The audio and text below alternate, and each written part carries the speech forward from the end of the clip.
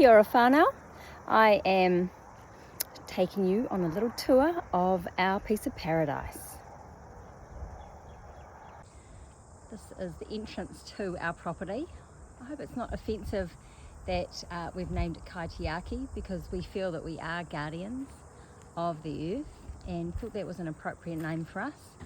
So as you come in the driveway up to the left, there's native plantings and rosemary and some little grasses, and this whole bank eventually is going to be covered in plants. That's the plan. And then to our right we've got the orchard and citrus grove area, and I'll take you through those a little bit in more detail when I get down there. Here's our citrus grove. We've got grapefruit, lemons, oranges, mandarins, lemonades, and you can see that the plants are surrounded by comfrey. I'm having a little experiment here to use the comfrey to pull the nutrients up from the soil, and you can see that the comfrey's gotten quite big, so I need to start pulling that back. I've got a container full of comfrey leaves just past the pear tree and put water in it, so I'm making some comfrey tea, but I also use the comfrey for my compost and just to place the leaves around the base of the plants. So we've got the little orchard area with pears, as I mentioned, apricots, nectarines, peaches, and we've got some sunflowers in the background. That bank will hopefully be one day covered in plants. There's a flowering cherry tree with some, I think they're called giant reds or red sunflowers in the background.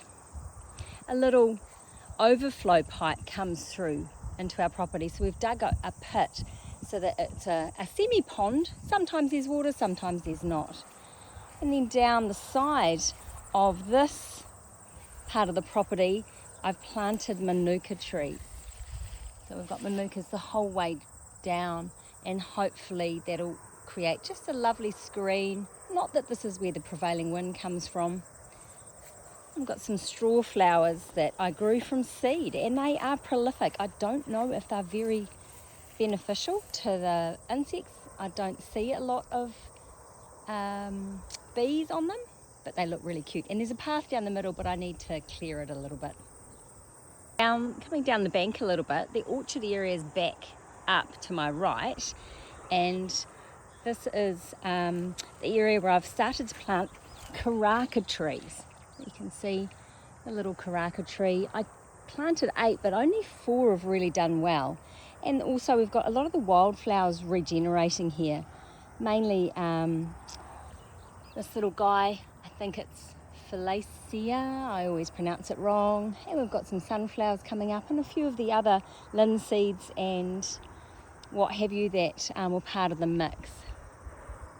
Walking down the boundary, this is our sort of northeast facing boundary. We've got the manuka plants that I mentioned before, and we've done also little groupings of natives as we come down. Some of them are doing better than others. We've had such a mixed summer. Got a few cabbage trees. And then as we walk down to the far corner of the property, I've planted a walnut tree. Shannon, I think, is the type of walnut it is. It's doing pretty well. It seems really happy. And then down to the corner, if we look left along that lower border of the property, there's 3 major rows. We've got flax. These are flaxes that a friend didn't want her flax tree anymore, so we went and picked it up and divided it and got about 50 or 60 flax plants. And we've got some pittosporums, and then we start with the kānukas. So the kānukas right down here aren't doing very well, but as we walk further along the boundary, I've replaced a few of the kānukas and they're looking really good, and some of the other ones look like they're starting to grow. This little guy from We Sow You Grow is looking really healthy. And then if we look back up the bank, you can see the house up the top.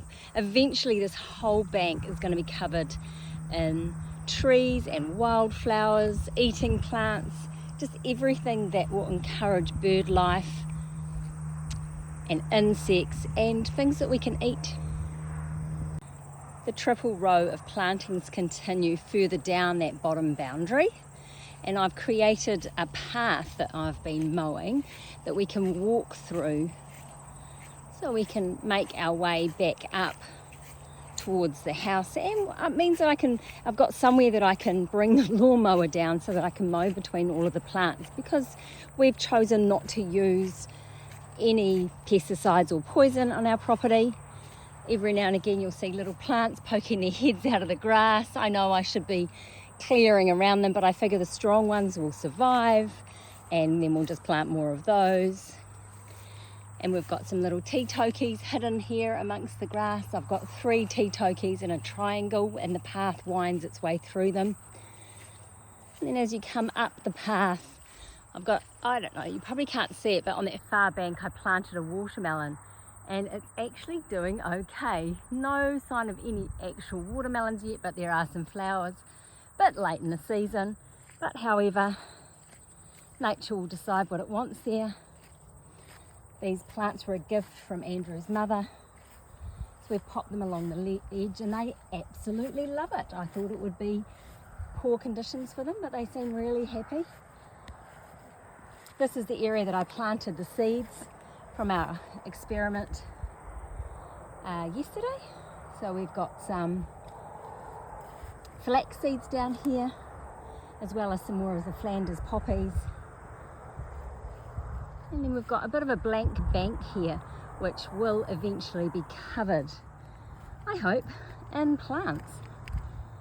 As you come further up the path, not the tidiest path in the world, we come back up so that we can come out at the back of the garage and you can see what the house looks like. With my vegetable garden right in front of us here. I've got 4 beds at the moment. Our beans haven't done very well. The tomatoes loved it, as the birds did. They've eaten a lot of them. We've got a patch of kumara growing here. I came out yesterday and they're beautiful kumara flowers, but they've disappeared or been eaten overnight. Wow. And then of course the obligatory silver beet. I love it, as do the chickens. And our potato patch there. And the chicken coop. This is the thing that was built first on this property. We had to home the chickens before we could home ourselves. So here are our little babies. We've got some crazy looking chickens in the run. Most of them are hanging out in the shade. At the moment it's midday, it's pretty hot. I think we've got, last count, just shy of 50 chickens all up. And then the caravan that we're living in. Here's the bank that you could see from the entrance. This is the other side of it. Andrew has carved some stairs into that hard limestone rock so we can walk up here comfortably without sliding. And I've again got lots of natives here, lots of pretty things too. Nasturtiums, grew those from seed. There's a lot of different plants. We're planning to have this whole grass area in some kind of foliage, trees and plants. We've got another manuka hedge along this edge. It doesn't get a huge amount of wind, so the kānukas will block a lot of the wind. And we've got some hebes just starting to break into flower, or they will be shortly, with those little cones at the top that separate and have 2 flowers and 2 leaves in them. So a little grassy area that needs mowing every week at the moment, and hopefully soon it'll be covered in plants. And this here is the first area we planted. We grabbed some of the flaxes from Tico, bought some pittos, this is mountain green, and alternated them along the fence line. And we've added a few more natives recently. So from up here you can see the whole property.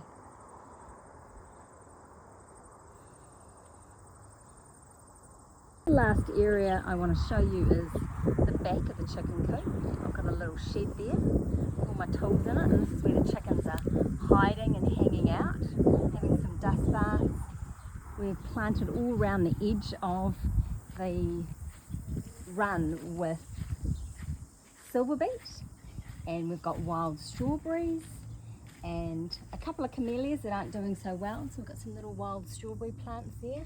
They are so tasty, and that borders the whole outside area just about, so that the chickens can put their necks through the wire and help themselves to silver beet when they're feeling peckish.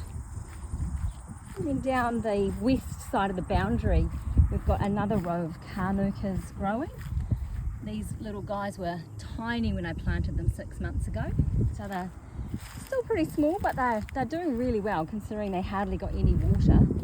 And this area I planted with plants that I'd grown from seed, all from Tico, so we've got some ringa in there and quite a few flaxes, but then we also put wildflower seeds in there, and they've kind of taken over, and it just looks a bit of a mess at the moment, but everything will die down and regenerate. You can see there's green coming up through all the plants that have died, and there's the chicken coop in the background. Not a bad place to be if you're a little chicken. And that concludes my tour today. I hope you enjoyed having a wee look at our property, Kaitiaki. We love it here, and we can't wait for the future and regenerating the soil that once was just basic farmland and turning it into something lush and productive that welcomes birds and insects. Have a lovely day.